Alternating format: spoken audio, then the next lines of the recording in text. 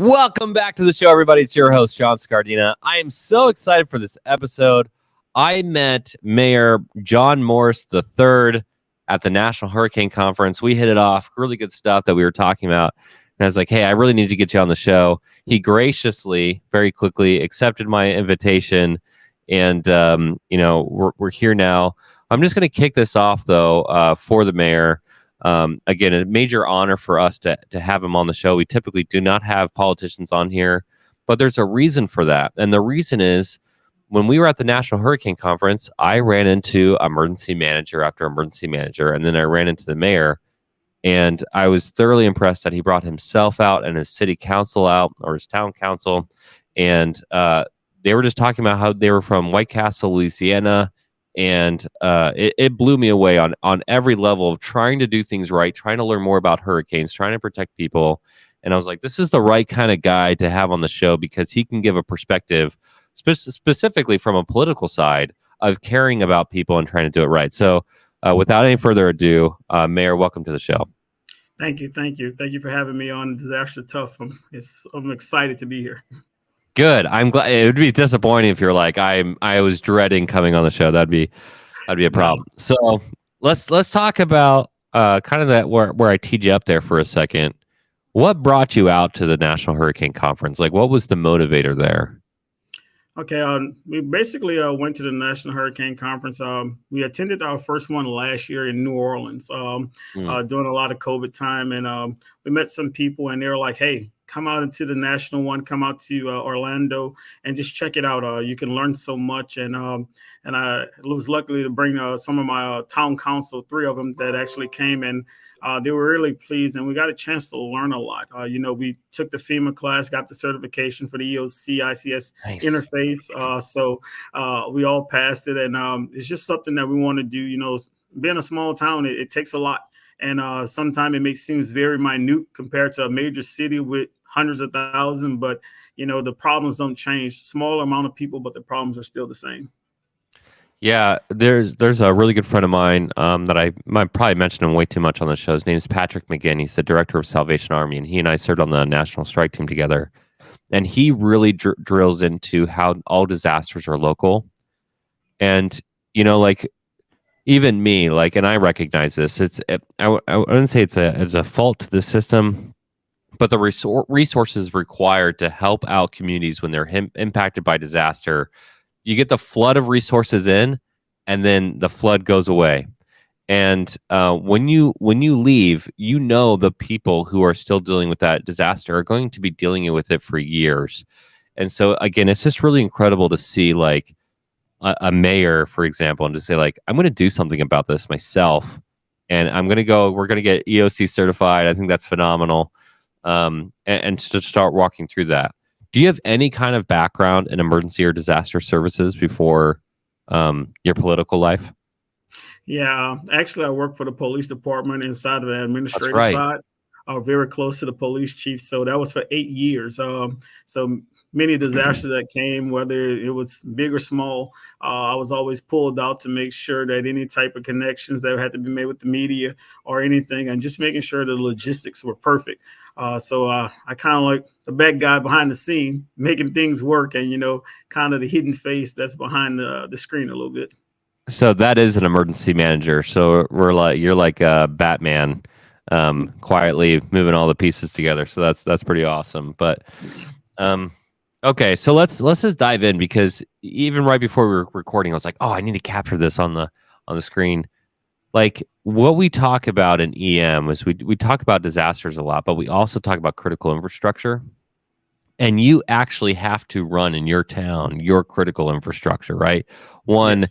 It is a smaller town, but two, it's you just had an incident, right, with a gas leak, and so moments ago. It's moments ago, literally today, right? Yeah, today. Very much that's today. Nuts. Walk us through your process now that you were in a police department for 8 years, and so you kind of were working behind the scenes. Now as the mayor and working through this stuff, what keeps you up at night? Besides What like keeps me running for your new campaign or whatever. That's on the wall. Well, what keeps me up is just that, you want to offer the best to people. And sometimes in the process, small towns get left out. They don't see things. They feel like they're the voices that go unheard. So basically, you want to be there at their disposal, giving them everything. You will kind of be like the Dark Knight, kind of the protector of your community. But doing it very discreetly and not overpowering, where people feel like you want to be the center of attention. Even though they elected you here, you want to kind of be back in the kind of humble stage, just to show them that you're passionate about what you do. You're there all the time. The phone never stops ringing. And, even in the midnight hours, if something comes, they want to know that they have someone there that's really going to get out of the bed and say, hey, let's make this thing right. So our people's lives are never in distress any type of way.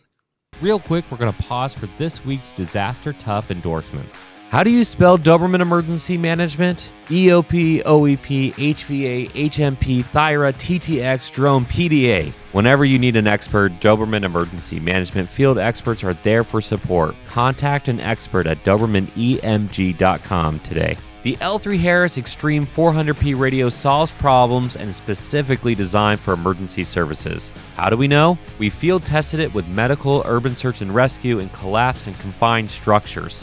This radio is amazingly tough. Check out the L3 Harris Extreme 400p radio at L3Harris.com right now.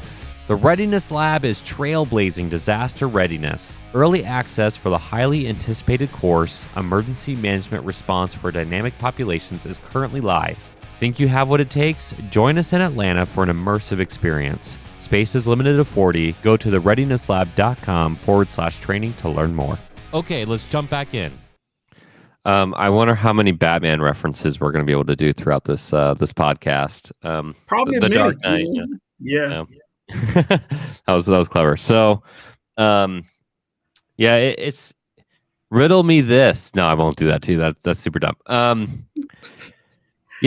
So the reason I harp on, I'm going to be super honest here. I usually harp on politicians quite a bit because they're the most important and figure, because they have the legal authority to act in a disaster, but they are also can be the biggest hindrance. And so again, like, just to hear a politician saying, hey, like, I'm going to do something about this to protect people, is all the right mix of stuff that like we want to see in EM. And so I like, again, pulling it back down to all disasters are local. You're seeing it firsthand. You have to do something about it. You have to put on the cape at night and to help out, whatever the job may be. If you're going to like walk through the pitch for emergency managers of like working with your political counterparts, what would be some of the lessons you learned as kind of wearing both hats? And how do you keep moving the needle forward?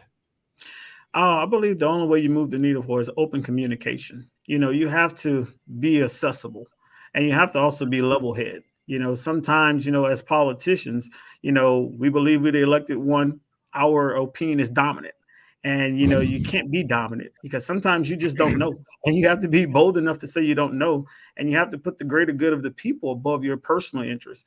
And I think that's where we fall short, where there's, you want people to have things happen quick. And everything in government is slow, if you ask by far. And so we have a good relationship with our emergency manager. In Louisiana, we have parishes, not counties. So our parish one that serves under our emergency preparedness, he's accessible. He's always there where you can call. And likewise, I like to be myself to him, and he's himself to me. And that gives us an opportunity to be very candid with each other. In our recent storm with Hurricane Ida, what we were able to do is we partnership every morning. Every time we can talk, we're the area that was without lights for about 7 days. Wow. And, the town of White Castle could have been powered up in probably about 3 to 4 days. But there are some people outside of our incorporated limits that would have been without lights as well. So one of the big things we were saying that we didn't want to just have lights and not have the counterparts have it as well. So even once our lights were back on, we still stayed on that call. And that shows that there's a care in the area where someone is willing to represent for them if they have that greater connection with the energy source, which we did, have a good relationship with our energy rep in the area, and kind of want to learn the system of how it goes. And that same thing, where our EOC guy can help us. I want to learn from him as well. And so therefore we're not clashing politically because, he doesn't answer to me. I don't answer to him.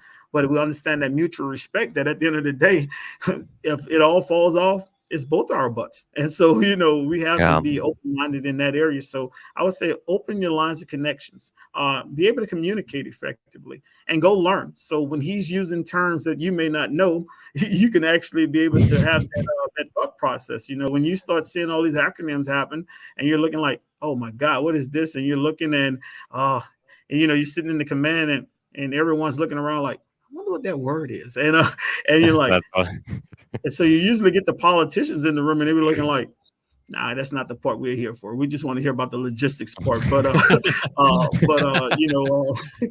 that's weird. I mean, really, when you talk about politics, they want to hear the logistics and they want to hear where the aid is coming. Any other part or any other string you have to pull to get it, that's not their string. Their string is just to smile for the camera and know that the aid is there. And, we have to be much more than that as politicians, because people look for us for strength outside of just the aid. And they want to know that they have confidence in the people who are presenting for them and who's representing them in that area. Well, there's about 1 million different areas, like launch points here. Without getting too political myself, I'll let you be the politician in the room. There's a serious concern, that's probably the best word I could probably come up with, of a lack of leadership to make difficult calls and to want to be in the room more than to be on the camera. And again, you're just saying all the right stuff, and it gives me a lot of hope. It's like, okay, like there's mayors out there, there's politicians out there who are doing this right, who want to be in the room, who want to know more. I had this funny moment. Were you? I don't know if you were with Nat when we were doing this. Nat Sellers, who was at the conference with me. Somebody mentioned something, and I was like, "Oh yeah, make sure you get your HVA for your EOP, and after you have your EOP, you can build your HMP and your EMAs."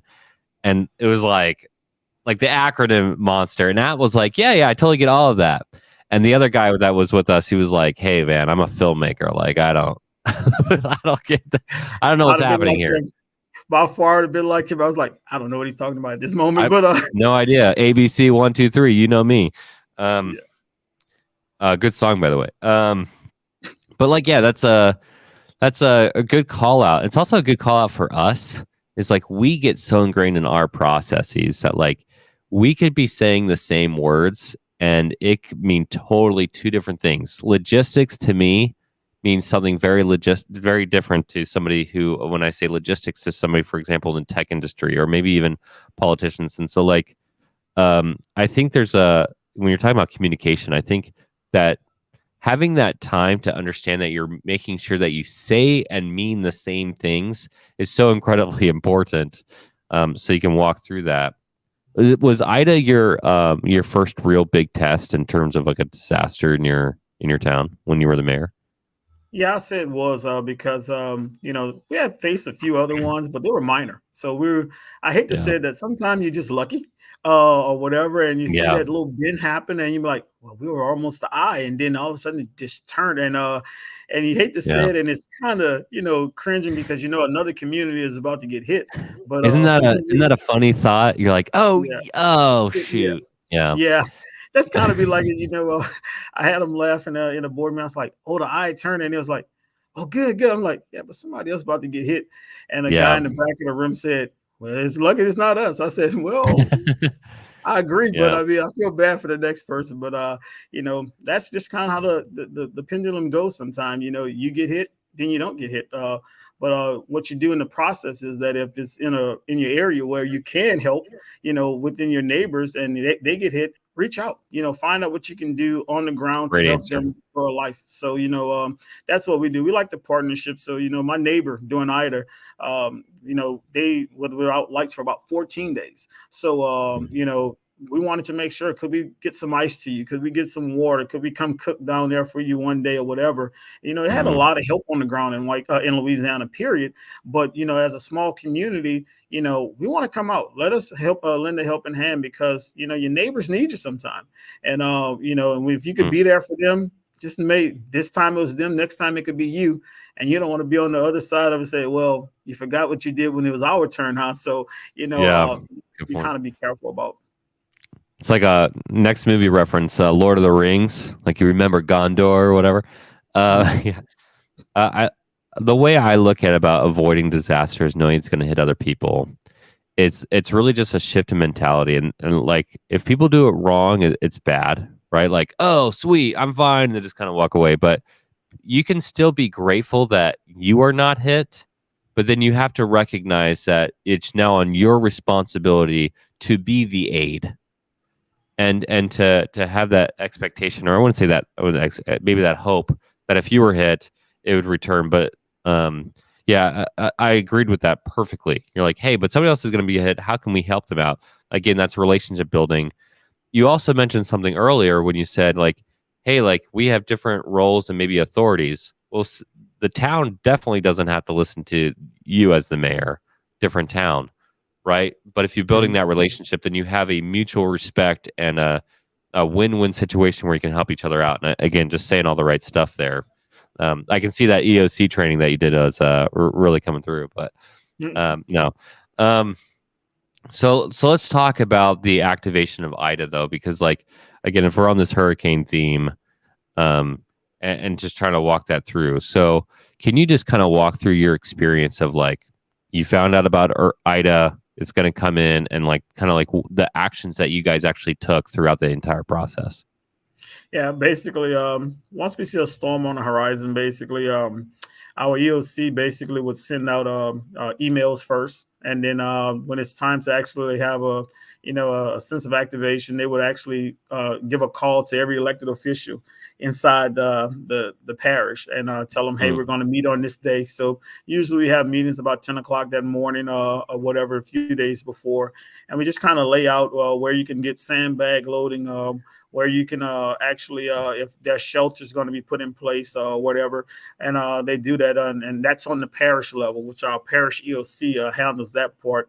But back at home, you depend on the parish and the state somewhat for what it is, but you also, back home in White Castle, we like to be have a preventative measure as well. So we go back and check our stockpiles. We actually have a water stockpile. We actually have tarps and everything on hand. I have constant communications with our fire chief in case there's a break in the levee, or in case we just take on a lot of flooding, or there are boats accessible, or what could we use? If we can, and actually I use my staff, if we know there's some low-lying areas that if water does happen, we can actually go out and we really help aid them. And for our elderly, we put sandbags out for them in a nice way that is actually, can kind of shield them away. And we kind of, through my Facebook, I kind of, in a sense, send out warnings of telling them how to use generators if they have to use it, to make sure that fumes don't inundate the home and it cause any type of quick debt based on that part. So a lot of our things is just reaching out and just doing the friendly measure. And you could ride around and there's neighbors helping other neighbors put wood against the windows, and some really, in our case, we never really stopped being hurricane ready, because it could pop up at any time, and tornadoes could be on the ground wherever. So we always in that position where hey, let's go. And at that point, I think at those areas we get to see a sense of what community actually is, because once they take care, hey, neighbor, can I help you next door? What can I do? So, really it's a full-fledged of just trying to make sure everything is at us. So if this happened, where we go to the next area, how do we protect this?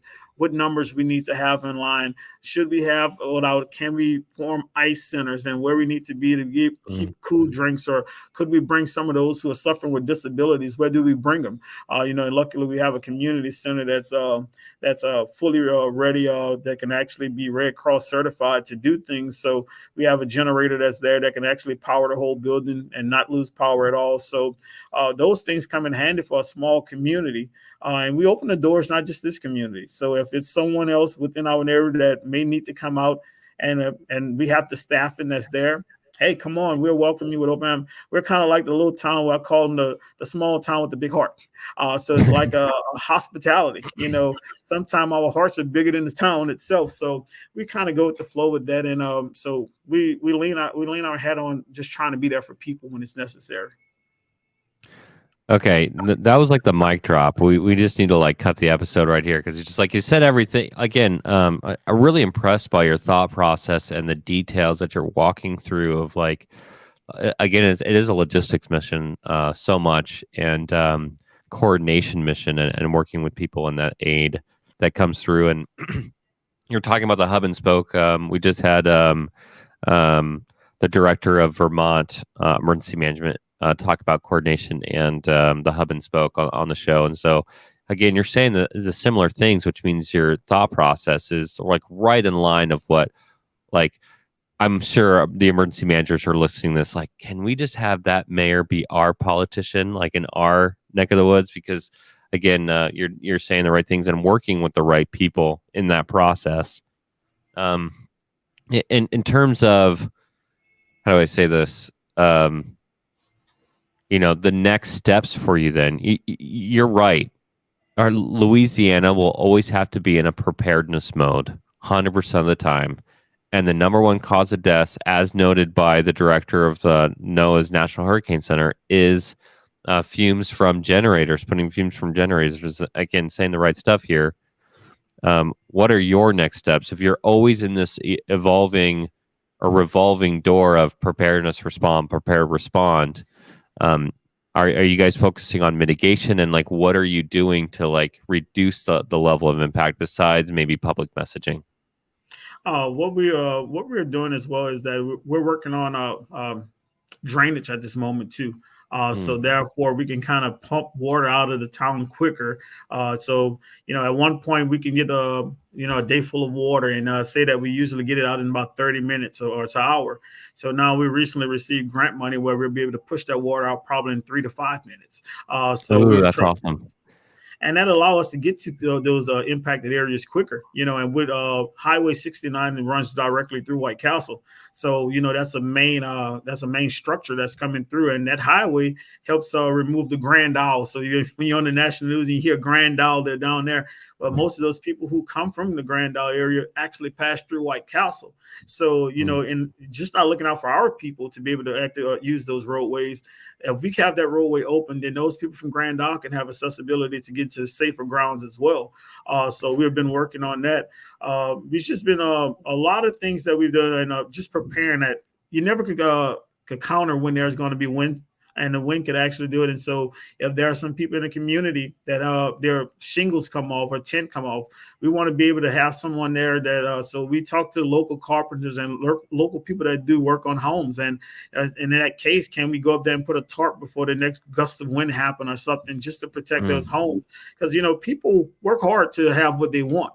And, when you have a storm, you're at the mercy of God. So you just kind of have to sit back and kind of weather the storm. But we want to let them know that after that storm, there's someone that's willing to come and help.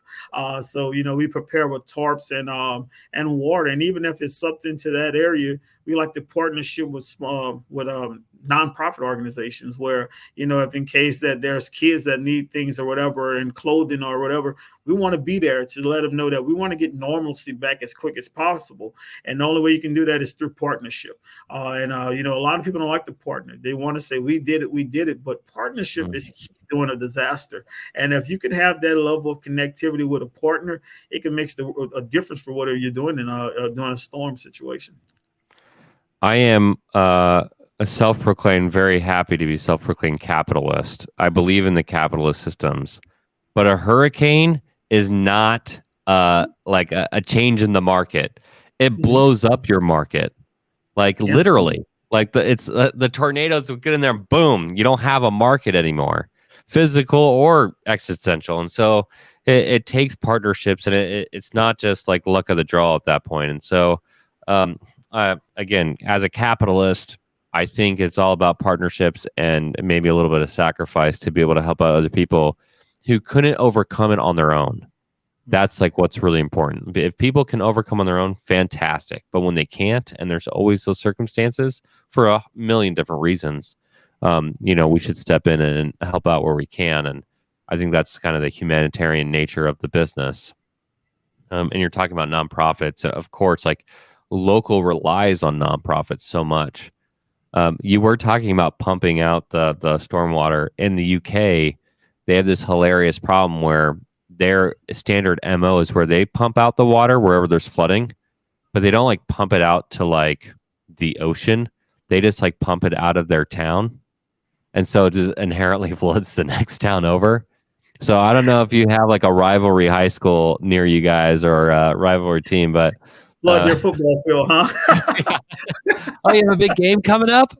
Yes. Now you're gonna have to swim to it. That'd be hilarious. Yeah. We made state championships this year. Well, guess what? No game. It's hilarious. To say that we actually, our high school team, the mascot is a bulldog. So we actually have a statue of a bulldog that sits at the other edge of the football field. And one game we're getting ready to play, and someone actually stole this entire statue. Oh. They drug it the whole way. They didn't even try to pick it up. We finally got it back, and the dog was missing an ear. It looked like there was a new tail that was on the back of it. It was hilarious. We had to repaint it and everything, put new cement on it to restructure it. But it was hilarious. That's in the rivalry of a district game. So we still haven't gotten a chance to kidnap their mascot yet, but I think it's coming in the future. I would pay money to see that. In fact, I'm not going to say anything on the air to indict myself on any charges or potential or otherwise. But I happen, how do I say this without getting in trouble? I may be aware of two high schools in my hometown that may have done similar things, including saran wrapping and taking the mascot, cementing a Frisch's Big Boy into the cafeteria. That was a good one. And burning the high school letters of one team into the other team's football field, which was a major problem. And of course, I would never be a part of that. But that's kind of a weird turn on this, but that's awesome. I hope they get paid back in the right way. Yeah. Sometimes things happen, good wording, no self-implications. That's right. I would never implicate. I will say that there was a guy in, where was it? Was it Auburn? The guy who poured a chlorine or something? The trees, right? Yeah. It's one thing to like take a mascot, like to move it, but it's another thing to like kill plant life. Like, what are you doing? Alabama and Auburn is like a vicious effect. Our team, we're pretty good in basketball. We have about 7 state titles in basketball, Class 1A. Wow. And your high school has seven titles in state basketball? Yes, and actually we made 28. Yeah, we actually have made 28 appearances to what we call the top 28, which is basically our state tournament. So we got 7 out of the deal. That's pretty awesome. We're pretty good in that part. And I think it gets a little vicious when we have one of our rivals, right from Baton Rouge area. They have 14 titles. So between the two of us, out of those 28 games, we probably matched each other about 19 to 20 times. It's tough, but we seldomly get revenge, and when we get it, we kind of rub it in real good. My wife makes fun of me. This is like super off topic, but she's I'll just word it the way she words it, that I am a very gracious loser, but I'm a terrible winner. If I lose, like, great, like it was your year, like happy that it was your time. But if I win, I'll remind you of it. Like it could be Monopoly, it could be whatever it is. I will remind you every single day that I won. It can be any other way. I mean, you need to rub it in. You have to feel it, and make it sting a little bit. Yeah. Are you an LSU fan, or like who's your team? I don't know if I should not say that I'm not an LSU fan, knowing I'm from Louisiana. That could There's be the bad. I politician mean, coming out. oh Yeah, man, the Tiger Nation would be really mad at me. But for some that's reason, I hilarious. like to root for Auburn. I like Auburn for some You reason. like Auburn? Oh man, Yeah. in the South. Maybe I shouldn't have teed that up for you. I don't want Oh, you to you lose your teed it up office over it. perfectly. It was Yeah. almost a hole in one with that one. Well, I'm Ohio State. I grew up in Ohio, so I'm a big Ohio State fan. So I was very happy when they switched over the college football games and we beat everybody out for the South for that first one. But man, they've hosed us ever since. So Yeah. you get what you get. But Yeah. hey, Mayor, now that we're completely off the rails here, I just want to thank you again so much for coming on the podcast, for providing a different perspective as somebody who interacts with emergency management, who's trying to do things right, who's, in my opinion, you sound like a humanitarian at heart, which is what we want to hear and what we want to see. And sounds like you're really doing things right down there in White Castle, Louisiana. If you were going to give your last bit of advice to emergency managers who have to work with politicians, kind of reiterating what you said before, but your last big call out, what would you say to them? Hold your ground. Mm. As emergency managers, you know the job. You know it well. You know what the behind the story is. You know what needs to go forward. Hold your ground. But I would tell you in speaking with them, let go of the acronyms. Give them some words that they understand and kind of just put it in simple layman's terms. If you simplify it, it's great. If you complicate it, then you become and get the butthole politician who said, "Oh, they're just trying to outshadow us." What I say is just keep it calm, keep it simple, and when you keep it simple, you keep those lines of communication open. And as you speak with them, you'll see that they're enlightened more than they can actually be a headache. So, with politicians, keep it simple, be simplistic as possible, and believe in what you're doing. And you don't have to do a lot to really, in a sense, try to convince them that this is going to happen. You just have to stick to your data, stick to your research, and stick to what you have learned.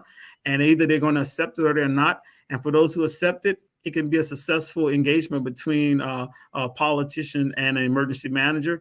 Or if they don't and they're resistant, then it could be a nightmare. But ultimately, that nightmare is just not between those two. It could be the cost of people's lives and what goes on behind the scenes. So I would just say that stick to your guns, believe what you do, and you have full support from a politician like myself, because I know it takes a lot of long nights, because I'd be up a lot of nights doing storms where you only get about maybe 30 minutes of sleep and then you're back up. So I will, kudos to all of you. Just keep it simple and stand your guns, stand your ground totally, and if you have to fire back, fire aggressively. But if you don't, they're going to think you're a little pup and they're going to step on you. So keep a hold fast, stand your ground, and that's it. Just keep it simple. I will 100% back up. I don't know anything about you politically, but I'll support you for mayor again. I think that's the right call there. I've heard a lot of emergency managers complain about, like, I don't have the backing, I don't have this, I don't have that. But when I talk to them, they're hyper passionate, and they don't explain things simply, and they don't really work hard to get the politician on their side of, like, hey, let me, and just to be respected as another professional who knows their job. And so simplify, trust your data, trust that you're the professional, don't try to outshine all that stuff. Excellent. Like, check, check, check, check, check. I hope you run for mayor again. I hope you get reelected. And I do hope we have you on the podcast again sometime. For all of our listeners, I want you to do something special for me this episode, if you can. I want you to say thank you to, the mayor, either from the mayor who came onto this show, obviously, Morris the Third. Do you go by Mayor Morris the Third? Is that how you typically go by? I like your first name the most, by the way, but yeah, likewise. Most time I don't even, sometimes they say mayor. Sometimes I don't even reply. If you call me Jay or John, I'm pretty good, and I'm happy with it. It's not about the title; it's just about getting the job done. Okay, you're not allowed to have like 7 mic drop moments on the show. We gotta say that for the next one. But but seriously, thanks for coming on. Say thank you in our comments on the Disaster Tough podcast. Let him know that we're grateful to hear about politicians and wanting to work with emergency managers. That's huge for us. If there's a local politician in your area that could probably use, I wouldn't say a little morale boost, but make sure you say thank you to your local person and try to reach out, simplify, work with them. And so when the disaster hits, as Mayor Morris III called out, you can ultimately save lives, which is the goal of emergency management. Again, follow us on the show, 5-star rating and subscribe, and we'll see you for next week.